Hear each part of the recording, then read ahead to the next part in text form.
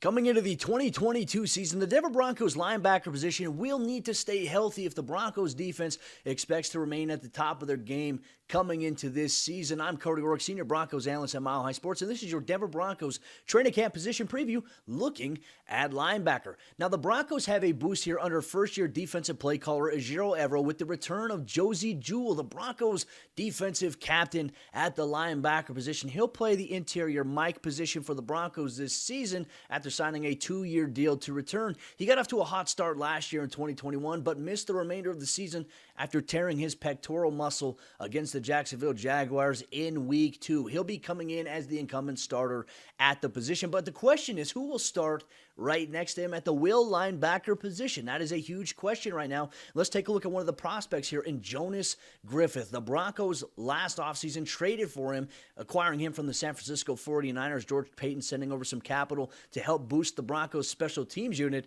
Now, throughout the year, the Broncos were decimated by injuries at inside linebacker, and Jonas Griffith would start the final 4 games for the Broncos in 2021, and he would amass over 40 tackles, demonstrating his ability to flow sideline to sideline. His length stands out, and he can also provide a little bit of a coverage dynamic if the Broncos really need him to cover any running backs out of the backfield. He's in line to compete with Alex Singleton, who was a free agency acquisition this offseason by George Paton. Singleton comes over from the Philadelphia Eagles after starting many games for them last year. He amassed over 137 tackles, playing both a linebacker position for them on the starting defense of a very good Eagles team, and then also on special teams. So he offers value there. No question about it. Whoever wins the starting job, the other person will still be on the roster in the active 53 because of the fact that the Broncos in 2021 dealt with so many injuries at the position. You take a look at some other players on this roster. There's Barrington Wade. There's Justin Sternad. There's Kadolfi Wright and Kanai Maga, who are undrafted rookie free agents, all looking to compete